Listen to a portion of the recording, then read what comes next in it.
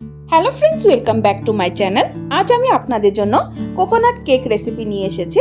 Tea time cake হিসেবেও খেতে পারেন, খুবই টেস্টি হয় আর বানানো খুবই ইজি। চলুন বন্ধুরা, দেখে নেওয়া যাক আজকের এই কেক রেসিপিটি। কেক তৈরি করার জন্য একটা বড় সাইজের পাত্রতে নিয়ে নিচ্ছি হাফ কাপ পরিমাণ সাদা তেল।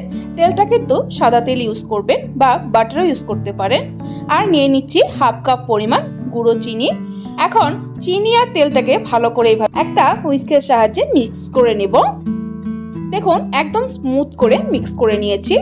এখন এখানে নিয়ে নিচ্ছি 1 কাপ পরিমাণ ময়দা। ময়দাটাকে আমি আগে থেকে ভালো করে চেলে রেখে দিয়েছিলাম। তারপর নিয়ে নিচ্ছি এখানে হাফ কাপ পরিমাণ নারকেল গুঁড়ো। এখানে আমি শুকনো নারকেলের গুঁড়োটা ইউজ করছি, আপনারা চাইলে ফ্রেশ নারকেলটাও ইউজ করতে পারেন। তারপর নিয়ে নিচ্ছি হাফ কাপ পরিমাণ গুঁড়ো দুধ। গুঁড়ো দুধে কিন্তু কেকে খুবই একটা সুন্দর টেস্ট আসে। এখনই আমি মিক্স করব না, আগে আমি কেক বেক করার জন্য একটা পাত্র তৈরি করে নেব। এখানে একটা কেক টিন নিয়ে নিয়েছি। কেক টিনটাকে ভালো করে তেল লাগিয়ে গ্রিস করে নিয়েছি।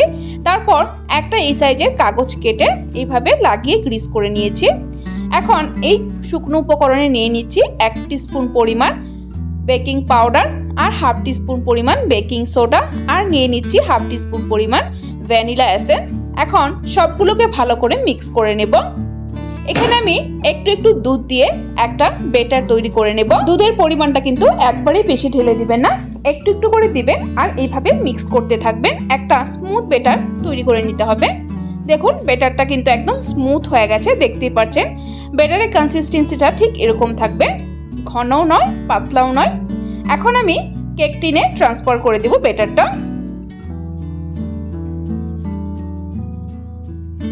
দেখুন বন্ধুরা, কেকের বেটারটা কিন্তু খুবই স্মুথ হয়েছে, দেখতেই পাচ্ছেন। ঠিক এরকমই কিন্তু তৈরি করবেন, তাহলে কেকটা কিন্তু খুব সুন্দরভাবে ফুলে উঠবে।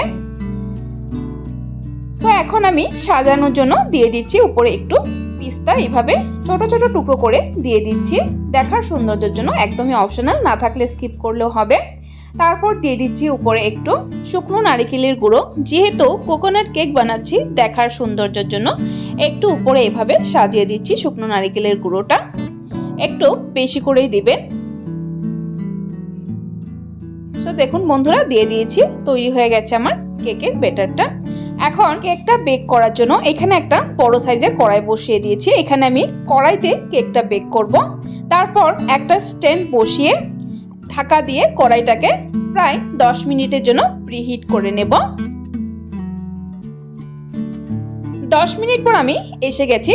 দেখুন কড়াইতে একটা এইভাবে ফুটো আছে। ফুটোটা বন্ধ করার জন্য একটু এইভাবে আটা লেচি কেটে একটু ছোট্ট করে দিয়ে দিয়েছি, তাহলে ভিতরের গরম হাওয়াটা বের হবে না, কেকটা সুন্দরভাবে বেক হবে। এখন ঢাকনাটা উঠিয়ে আমি দেখুন খুব সুন্দরভাবে কিন্তু ধোঁয়াটা বেরোচ্ছে গরম। কেকের বেটারটা আস্তে করে বসিয়ে দেব। দেখুন বসিয়ে দিয়েছি। এখন ঢাকা দিয়ে প্রায় 35 মিনিটস পর আমি চেক করব। আর কেকটা কিন্তু বারবার এভাবে উঠিয়ে দেখবে না, তাহলে কিন্তু ফুলবে না। দেখুন প্রায় 40 মিনিটস পর আমি এসে গেছি। এখন কেকটাকে ভালো করে চেক করে নিচ্ছি একটা টুথপিকের সাহায্যে। দেখুন টুথপিকটা কিন্তু একদমই ক্লিন বেরোচ্ছে।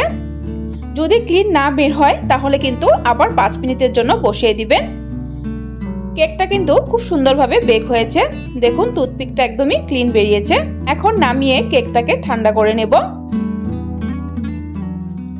দেখুন কেকটা আমার ঠান্ডা হয়ে গেছে একদমই। এখন আমি সাইডের থেকে একটু আলাদা করে নেব একটা ছুরির সাহায্যে, তাহলে কেকটা কিন্তু খুব সুন্দরভাবে বেরিয়ে আসবে। দেখুন কেকটাকে আমি এভাবে উল্টো করে নামিয়ে নিচ্ছি।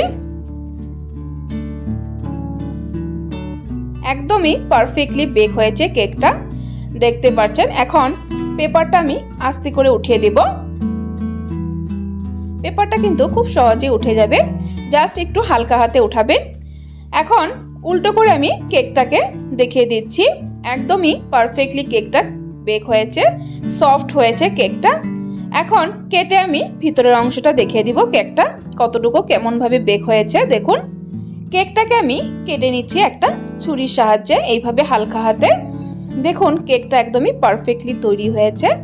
সো বন্ধুরা, আজকের এই কেক রেসিপিটি কেমন লেগেছে কমেন্ট বক্সে অবশ্যই জানাবেন, আর ভালো লাগলে একটা লাইক দেওয়ার জন্য অনুরোধ রইল।